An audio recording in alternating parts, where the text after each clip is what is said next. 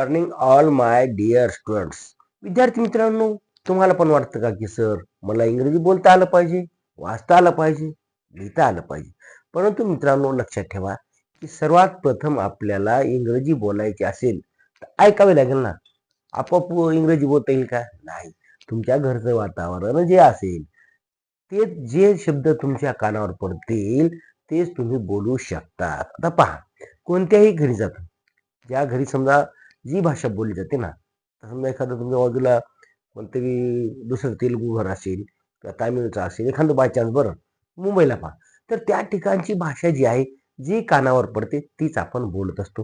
तर मित्रांनो, आज आपण बघा इकडे 100% इंग्लिश बोलायला व वाचायला शिका.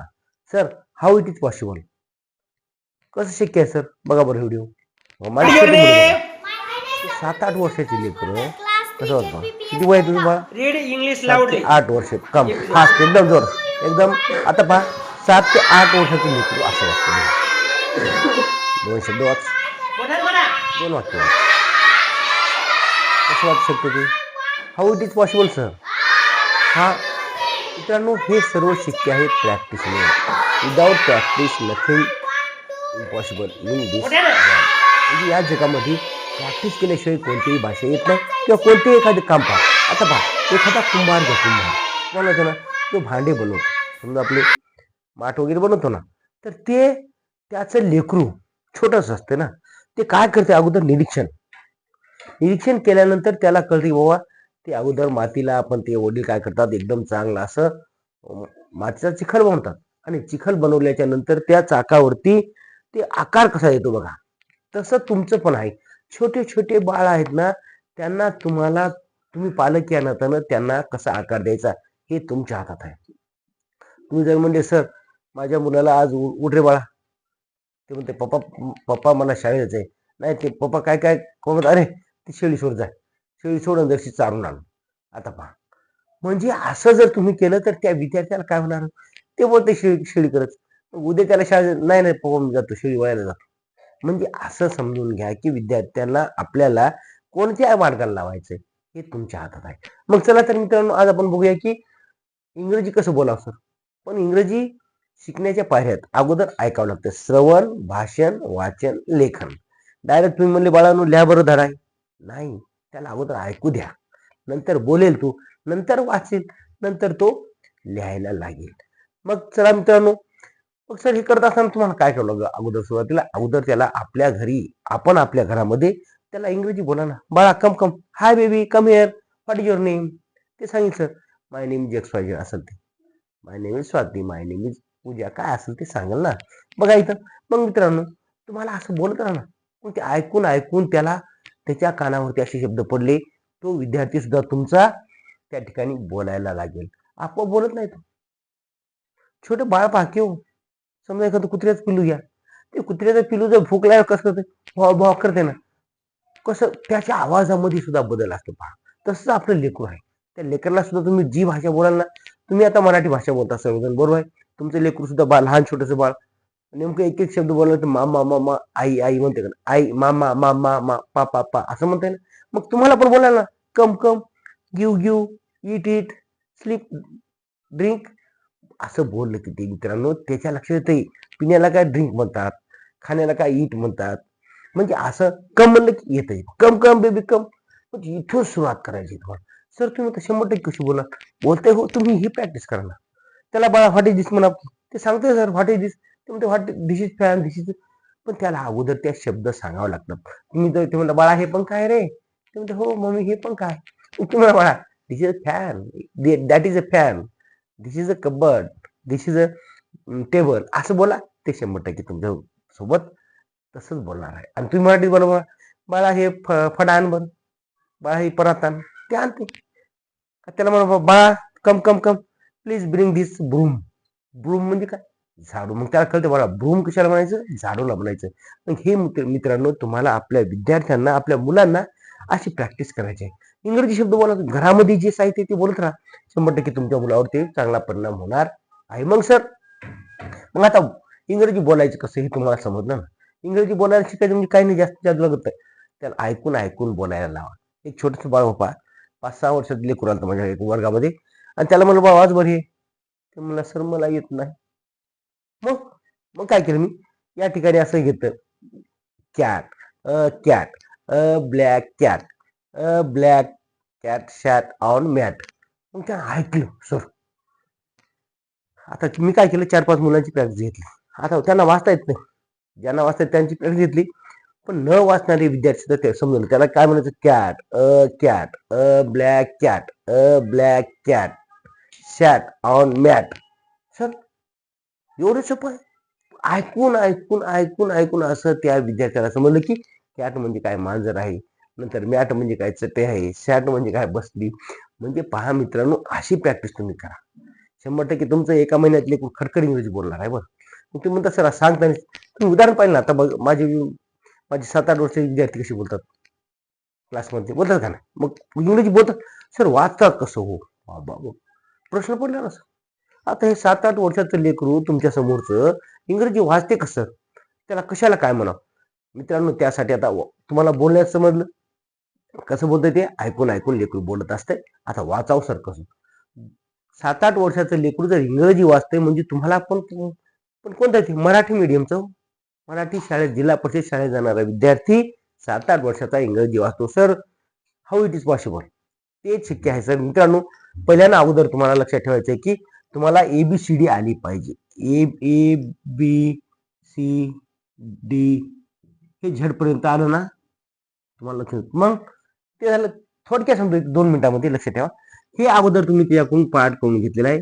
नंतर त्यामधले A E I O U हे आहे तर स्वर, हे त्याला सांगून ठेवायचं बाळा का फास्ट, आणि त्याला म्हणायचं बाळा हे आहे तर स्वर.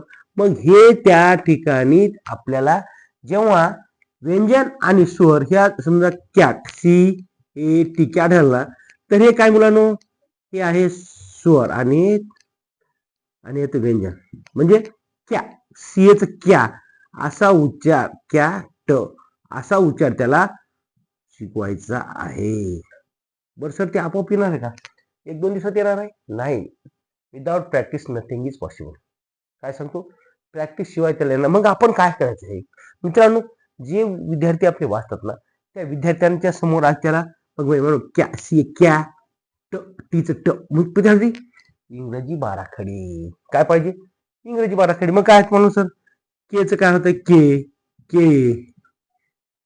की की नंतर कू KEE म्हणजे हे असं ना. इथून मित्रांनो ही इंग्रजी बाराखडी सुद्धा पाठ करून घ्यायची. मग सर कू आलं तर काय घ्यावं, पहिलं कू आलं तर KU घ्या, दुसरं कू आलं तर KW घ्या, की यायचं की घ्या, KEE दुसरी की असेल तर की घ्या. पण त्या ठिकाणी त्या विद्यार्थ्याकडून अगोदर सर्वप्रथम ABCD झाली, नंतर स्वर समजून सांगितले, नंतर ABCD बाराखडी पाठ करून घ्या, आणि नंतर छोटे छोटे शब्द त्याला तयार. समजा लेबारा, त्याला सांग बाळा तू काय करत अस, मी तुला गावाची नावं शिकवतो. छोट्या मुलाला ग्रास्पिंग पॉवर म्हणजे समजून घेण्याचा पॉवर एवढा वाटतं ना लहान लेकरांमध्ये. ते 10वीच्या पुढे गेलं ना ते लवकर छोटस लक्ष येत नाही.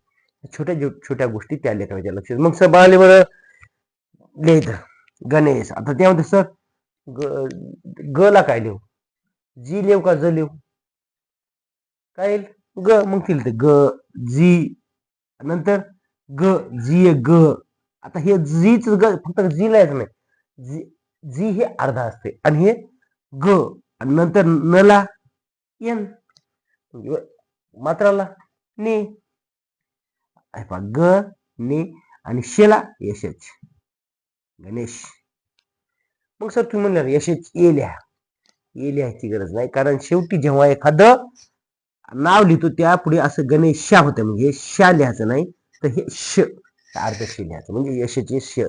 अशा यशच फक्त लिहा मित्रांनो. अशा प्रकारे आपल्या मुलांना इंग्रजी वाचण्याची प्रॅक्टिस करा. मग त्याला वाचायला लिहिते ती, त्याला समज ना बाळा हे वाच बरं काय, ते म्हणते ग ने श, मग असं तू मग पुढचं कोणते नाव लिहा, समजा त्याला वाच बघून बघा. आता त्याला सांगितलं किशन पा, KISHAN. मग ते वाचन कसं करणार सर, ते अगोदर हे 2 शब्द हे फोड करा असे की, हे श यशचे श, आणि हे न.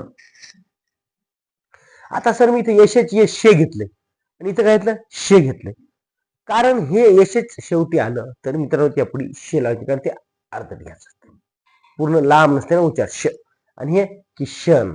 बरोबर आहे. मग असे तुम्हाला मित्रांनो आपल्या विद्यार्थ्यांना अशी वाचनाची प्रॅक्टिस घ्यायची आहे.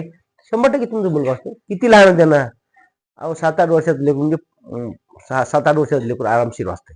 माझे तुम्ही विद्यार्थी बघितले असेल ना माझ्या क्लासमधले, ते काय करतात, त्याचे पालक म्हणतात सर तुम्ही आताच मला कालच पालक म्हणला सर बाई इतक्या लवकर कसं काय इंग्रजी वाचायलीस. ते म्हणले आमचे सर आळणे सर रोज आम्हाला इंग्रजीचं प्रॅक्टिस देतात. Come come baby come, please give me your pen, what is in your tiffin. त्या टिफिन मध्ये काय सांगतात सर, ते सर लाडू आणला तिळाचा, थोडा घ्या पहा. म्हणजे तिळगुळ ह्या गोड गोड, आणि त्यांना कसं मुलाप्रती आत्मीयता निर्माण झाली तर मुलं तुमच्या आजूबाजूला खेळतात. आता पहिल्या काळात कसं असं मार होता, आता मार नाही. विद्यार्थ्यांना प्रेमानं एवढं सांगसाल ना, त्याचा लाड करून बाळा come come come, what is in your tiffin, म्हणजे ते म्हणते सर सर लाडू लड्डू लड्डू, पहा सर प्लीज घ्या थोडं साचून. म्हणजे अशा प्रकारे मित्रांनो आपण त्याच्याकडून प्रॅक्टिस केली तर 100% तुमचा विद्यार्थी, मी सांगतो एका महिन्यातच इंग्रजी बोलेल तर बोलेल, पण वाचायला सुद्धा लागेल. ही वाचनाची ट्रिक्स तुम्ही लक्षात ठेवायची. मग सर मग हे थोडे थोडे शब्द आले त्याला, मग वाक्याकडे जात असताना काय करायचं, what do you like to do. मग त्याला सांगा तुला काय करायला आवडते. ते म्हणते sir I like to speak English. काय म्हणते sir I like to speak English. म्हणजे दुसरं I like to play cricket, I like to, म्हणजे असे एखादे 2-3 वाक्य सांगितले. मग याच्यावर बाळा तो काय जे जे तुला आवडते ना, I like to swim, I like to cook, I like to play cricket, I like to play kabaddi, kho, काय काय असतात. चला मुलांनो अशी 100 वाक्य तयार करा. उद्या येताना काय करा, 100 वाक्य तयार. मी सांगितलं सर 7-8 वर्ष लेकरा, तर माझ्या मुलांनी 500 वाक्य आणले, 500 अशी. किती वाक्य, 500. त्याला मी गिफ्ट दिले छोटस. नंतर पहा, what does your father do. Sir तुझे वडील काय करतात. प्रश्न काय, तुझे वडील काय करतात ते सांगते. माय फादर इज अ कार्पेंटर, माझे वडील सुतार आहेत. माय फादर इज अ ड्रायव्हर, माझे वडील चालक आहेत. माय फादर इज अ फार्मर, माझे वडील शेतकरी आहेत. माय फादर इज फार्म वर्कर. आता मला फार्म वर्कर काय बा, ते म्हणा सर शेतमजूर. हे शब्द मला कुठे शोधला बघ, ते म्हणा सर डिक्शनरी मध्ये आहे. गुगलवर गेलो ते टाईप केलं शेतमजूर, मग झालं sir farm worker. Very good, शाबास किती मी त्याला. मग असे भरपूर जे जे काम, टेलर म्हणा, ड्रायव्हर म्हणा, शेतकरी म्हणा, टीचर म्हणा, नर्स म्हणा, डॉक्टर म्हणा, इंजिनियर म्हणा, पायलट म्हणा, काही पण म्हणा, जे असेल माय फादर इज आणि पुढे ते लावा. मित्रांनो 100% त्याला प्रॅक्टिस होते. Practice makes man perfect. Without practice nothing is possible. किती वेळा सांगतो सर मी, प्रॅक्टिस करा. पुढे पहा, what subject do you like. तुला कोणता विषय आवडते बाळा. पहिले इंग्रजी म्हणलं की त्या कपाळावर आठ्या पडायच्या, आठ्या. आता सर मला इंग्रजी, सर म्हणते विलर्न इंग्लिश वाच. सॉरी विलर्न इंग्लिश पहा. विलर्न इंग्लिशचे जवळपास आम्ही 84 भाग दरवर्षी घेतात. 84 भाग प्रत्येक विद्यार्थ्याला. त्या विलर्न इंग्लिश तुम्ही गुगलवर जा किंवा युट्यूबवर जाऊन लिहा, विलर्न इंग्लिश लिहा फक्त. असे 84 भाग येतात.